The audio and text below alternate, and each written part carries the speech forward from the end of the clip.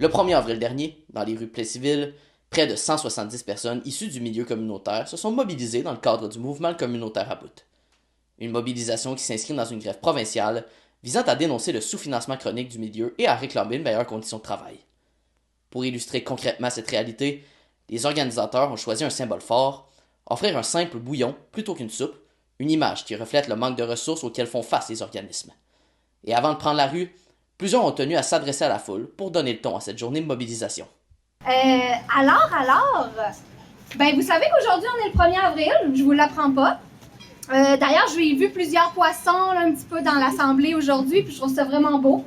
Ça me fait un peu penser à nous puis au mouvement qu'on crée présentement. Parce que, en fait, un poisson seul, là, ça peut facilement passer inaperçu.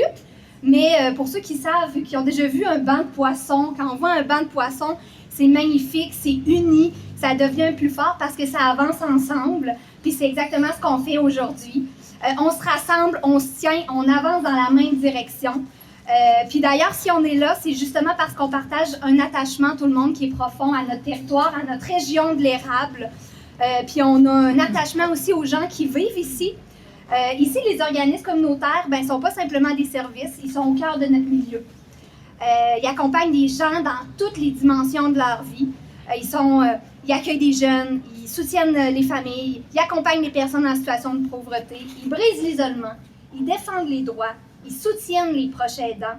Ils permettent aux gens de rester chez eux dans leur communauté le plus longtemps possible et ça, c'est vraiment important. Puis dans un territoire rural comme le nôtre, cette présence-là, elle est vraiment essentielle. Elle crée du lien, elle crée du soutien, elle crée du pouvoir d'agir, puis elle rend notre milieu vivant, accueillant et vraiment humain. Puis quand les gens ils choisissent de s'installer ici, ils choisissent aussi cette richesse-là. Une communauté qui est tissée serrée. Votre présence aujourd'hui, d'ailleurs, elle en est la preuve. On est vraiment nombreux, c'est magnifique de voir ça. Elle démontre que vous contribuez à cette richesse collective-là, puis que surtout, vous voulez continuer de le faire. Mais pour ça, évidemment, ça prend des moyens. Parce que malgré toute notre force, tout notre engagement, il y a une réalité qui demeure. Le communautaire, en ce moment, il est à bout. Non, c'est pas une blague, c'est pas un poisson d'avril. On est à bout. À bout de devoir en faire toujours plus avec toujours moins. À bout de voir nos équipes puis notre personnel qui s'épuise.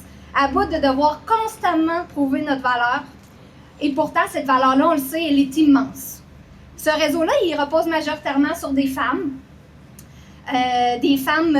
Entre 75 et 80 % des travailleuses, des femmes qui sont engagées, qui sont qualifiées, qui sont essentielles, mais qui gagnent en moyenne de 33 à 42 % de moins qu'ailleurs, à compétences égales dans des emplois comparables. C'est inacceptable.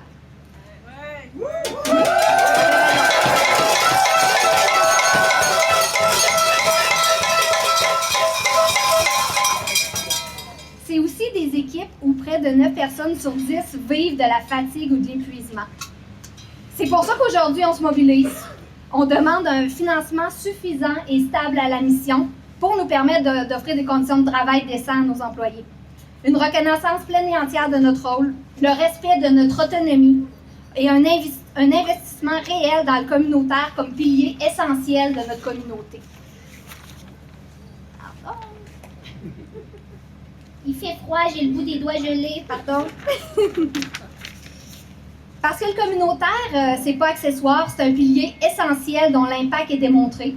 Quand on investit dans les organismes communautaires, on améliore rapidement la qualité de vie des gens, puis on réduit les coûts du système de santé dès les premières années. Quand on agit sur le logement, le revenu, l'inclusion sociale, on s'attaque aux causes et on améliore durablement la santé et le bien-être des populations. Investir dans le communautaire, c'est agir maintenant et pour l'avenir.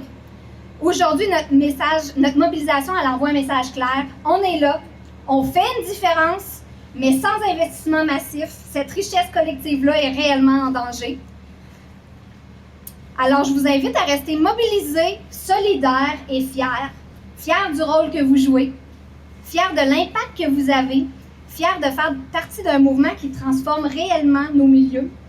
Parce qu'un banc de poissons, ça passe jamais inaperçu. Ça se déplace ensemble, ça s'adapte, ça résiste. Et surtout, ça avance peu importe le courant, puisque ça le crée. Alors aujourd'hui, pour la suite, on est ce banc-là de poissons, un mouvement vivant, uni, déterminé à faire avancer nos communautés, parce que dans l'érable, une chose est certaine, le communautaire, on s'en fiche pas, vraiment pas. Merci d'être là.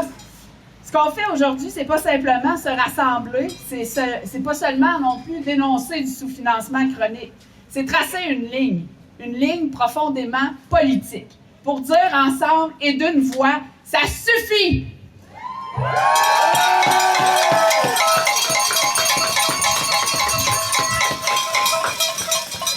Parce que ce que nous portons dépasse largement le cadre de nos organismes. Ce que nous portons, c'est une vision, un projet de société. Une société où personne n'est laissé pour compte. Une société où la dignité n'est pas conditionnelle ni négociable. Une société où le filet social n'est pas un luxe, mais une responsabilité collective. Et cette société-là, aujourd'hui, elle est mise à mal. Parce que depuis des décennies, les gouvernements successifs reconnaissent le rôle du communautaire dans les discours. Ils nous applaudissent à deux mains parfois. Mais dans les faits, ils nous maintiennent dans un déséquilibre constant, usant les équipes, fragilisant les services. Un déséquilibre qui limite notre capacité à jouer pleinement notre rôle d'acteur de transformation sociale et qui met en péril ce que nous avons mis des décennies à bâtir. Il nous demande d'en faire toujours plus avec toujours moins, d'être partout, de réparer, d'innover, de compenser les failles du système, mais sans jamais nous en donner les moyens. Puis pendant ce temps-là, nos équipes, notre colonne vertébrale s'essouffle jusqu'au burn-out des fois. Nos missions, notre cœur battant se fragilise et notre capacité de transformation sociale se heurte à un mur. Ce mur-là, il est politique et nous sommes déterminés à l'abattre. On s'entend là, quand même.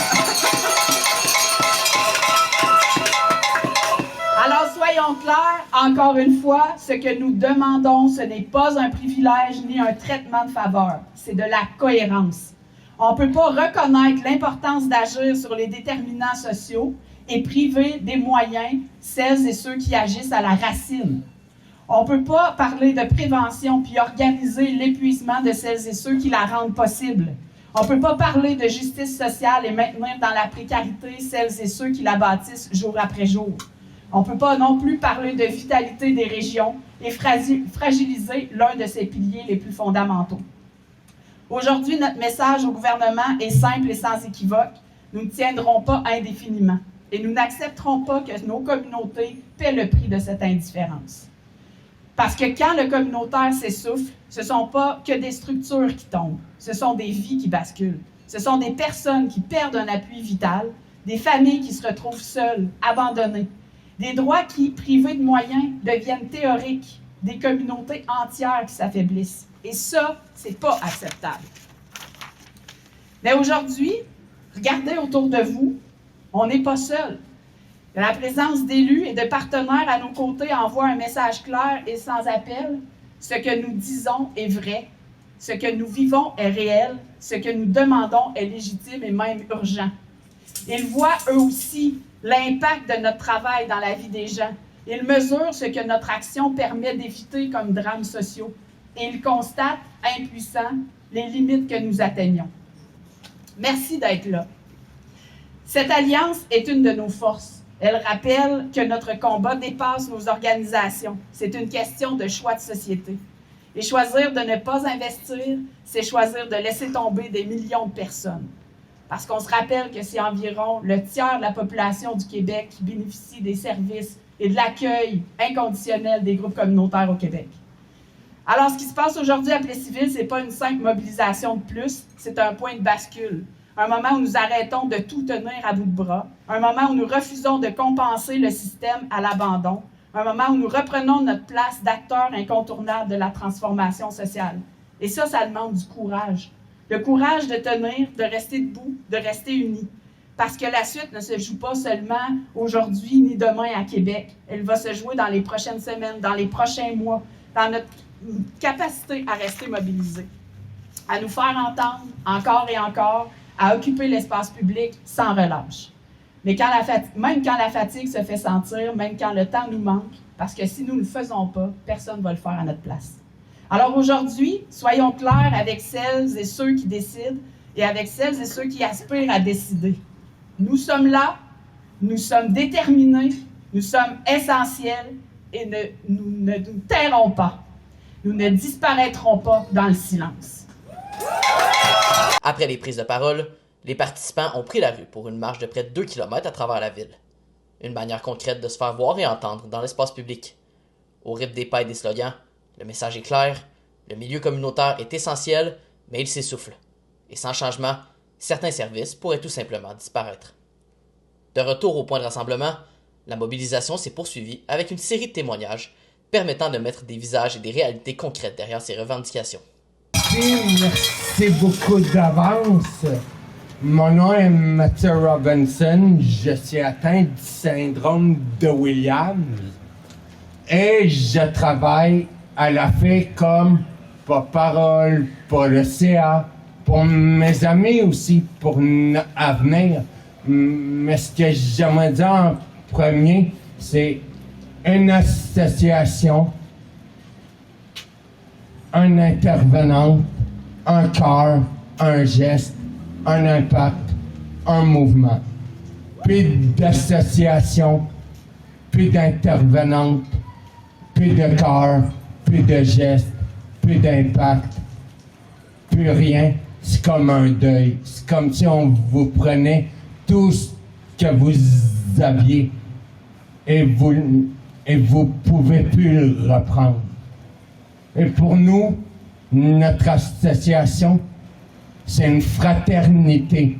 C'est un moyen d'être unis, d'être solidaire dans les moments difficiles, se supporter, être courageux, de dire « Moi, je suis quelqu'un, je ne suis pas un étranger. Je suis une personne comme vous tous, mais avec une différence. »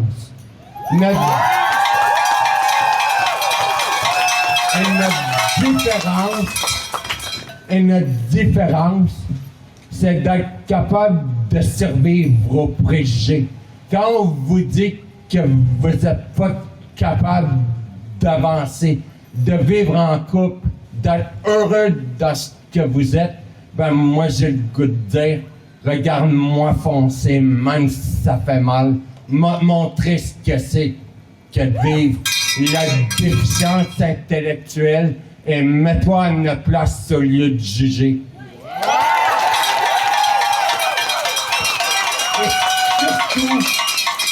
Et surtout, j'aimerais dire à tout le monde d'ici, abandonnez jamais quoi qu'il arrive, car abandonner, c'est être sans vie. Avancer, c'est ne pas abandonner, être capable de tout surmonter ensemble. Merci beaucoup. Moi, je voudrais dire que depuis que le communautaire est entré dans ma vie, bien, je m'en passerai pas. Et le gouvernement non plus ne devrait pas s'en passer.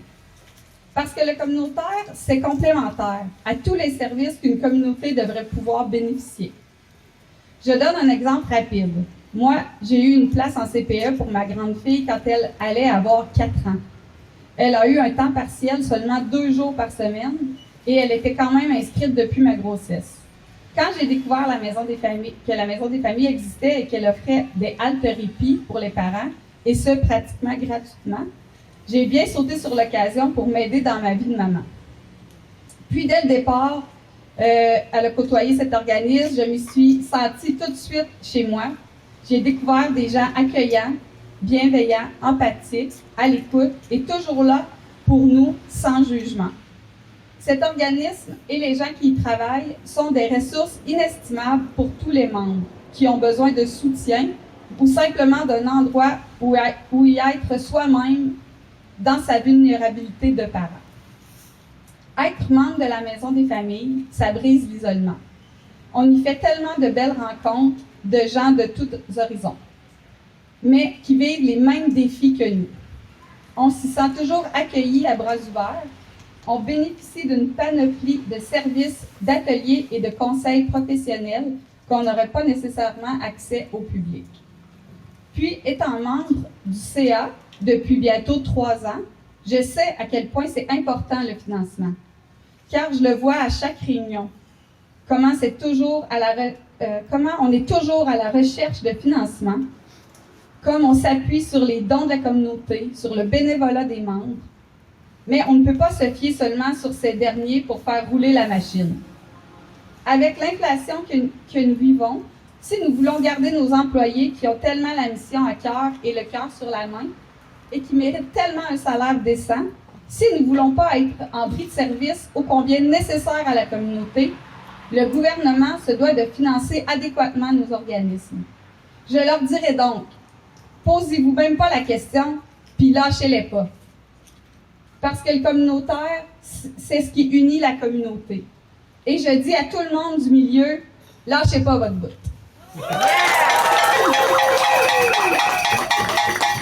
Je suis très, très, très honorée d'être avec vous ce matin.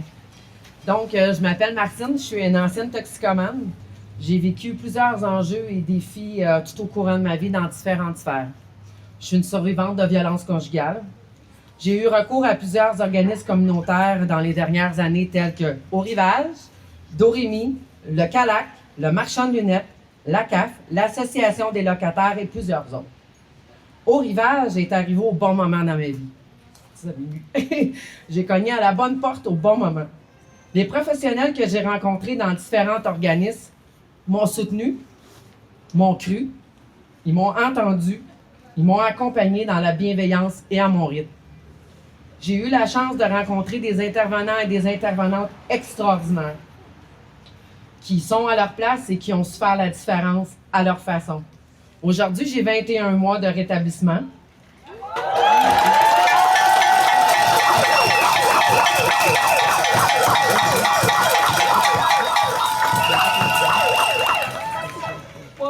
Je suis très, très, très émue. Merci beaucoup. Attends, je vais essayer de continuer, capable de lire. Et je ne crois pas que j'aurais pu y arriver sans tous ces accompagnements. Quand j'étais à bout, c'est le communautaire qui était là présent. Maintenant que c'est le communautaire qui est à bout, c'est à nous d'être présents, d'être ensemble, d'être solitaires. Puis moi, j'ai besoin de mon communautaire. Bonjour, moi je suis intervenante à la Maison des Jeunes depuis maintenant très longtemps. Là, aujourd'hui, je voulais vous partager une rencontre que j'ai eue au fil des années. Donc, il y a une jeune adulte qui est passée à la Maison des Jeunes un soir, puis qui est venue me voir, puis me dit « Hey Manon, j'aimerais ça te parler. » Mais moi, cette jeune-là, elle me disait rien. Puis là, elle me dit « Manon, tu me reconnais-tu? » Puis là, je cherche, puis elle me parle, puis je finis par dire « Ah oui, elle me dit, c'est moi qui venais dîner à tous les midis à la Maison de Jeunes.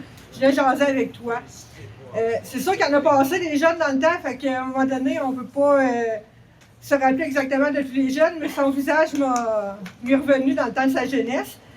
Puis, j'ai demandé de ses nouvelles, comment elle allait, puis elle me dit « Aujourd'hui, ça va bien. Moi, je tenais à passer te voir aujourd'hui pour te remercier, parce que quand je venais dîner à la Maison des Jeunes, puis que je venais jaser avec toi, ben chez moi, ça allait pas bien. Il n'y avait rien dans le frigidaire, fait que je venais profiter des repas gratuits que vous offrez à la Maison de Jeunes. Je venais jaser avec toi quand mes parents se chicanaient qu'il ne fallait pas bien à la maison. Puis elle me dit, si tu savais le nombre de fois que j'ai pensé au suicide, mais que je me suis arrêtée parce que je savais que je pouvais aller te voir, puis aller discuter avec toi, puis que tout irait mieux après. Donc,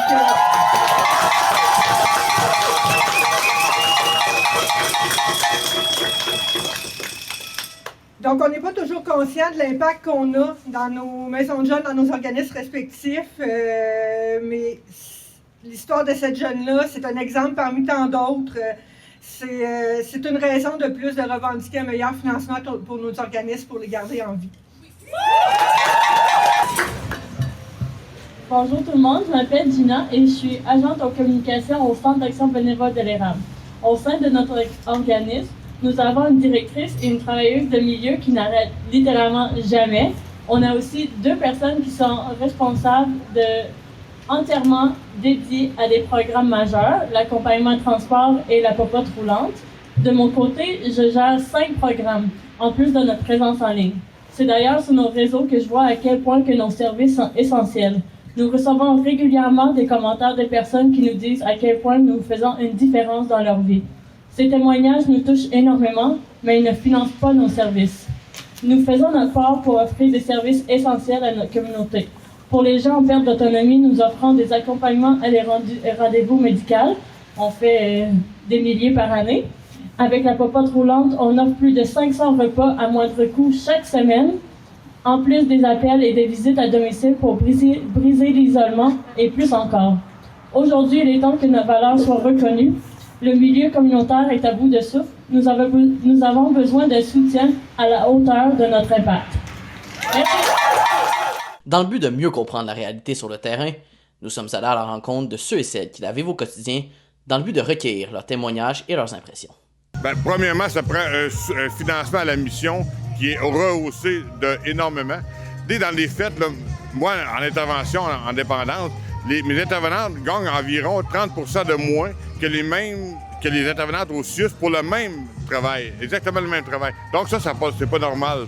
Si nos intervenants sont obligés d'aller à la soupe populaire et d'avoir du bouillon de poulet parce qu'ils ne sont pas capables de s'autofinancer adéquatement, c'est très significatif. À un moment donné, il y a de l'essoufflement. Il y a des gens qui partent parce qu'ils ne veulent pas pour faire vivre leur famille, ils ont besoin d'avoir un revenu plus décent. Puis c'est aussi, je trouve, beaucoup une reconnaissance de ce qu'on est, parce qu'on se rend compte depuis 2 semaines que les gens ne comprennent pas nécessairement le travail qu'on fait. C'est la signification, c'est la bonne soupe riche qu'on peut offrir, mais sans le financement, sans la reconnaissance, bien, ça s'appauvrit et ça devient bouillon. Fait que la signification part de là. Même ceux qui travaillent là sont obligés d'avoir des paniers, tu sais, ils ont de la misère à arriver, ça n'a pas de sens, là. Ils travaillent là-bas, ils devraient pas avoir de la misère comme ça, puis c'est plate, là, tu sais, c'est comme ça. Ça veut dire qu'on a besoin d'argent, parce que si ça continue comme ça, les gens mangeront pas, ils arriveront pas, ils vont être isolés, on va être, tu sais, ça n'a pas de sens, on peut pas être isolé, c'est pas bon pour la santé mentale. On a toujours le même message, le communautaire est à bout, et c'est le temps, à Québec, de revendiquer un rehaussement substantiel, je dis substantiel, important, le double, même un peu plus que le double du financement des organismes communautaires pour justement assurer de meilleures conditions salariales et des avantages sociaux et pour répondre aux nombreux besoins, il ne faut pas se le cacher, qui sont en augmentation sur les territoires partout à travers le Québec. Donc on va être, je pense, une belle gang demain à la manif. Cette mobilisation du mouvement communautaire à bout aura permis de mettre en lumière une réalité bien présente dans la région comme ailleurs au Québec, celle d'un milieu essentiel mais fragilisé. Alors que les organismes poursuivent leurs actions pour se faire entendre, les prochaines semaines seront déterminantes pour la suite des choses. Une chose est certaine, le message est lancé, reste maintenant à voir s'il sera entendu. Encore une fois, merci à vous, à la maison, d'avoir été des nôtres. C'était Jacob Tienville, à la TVC.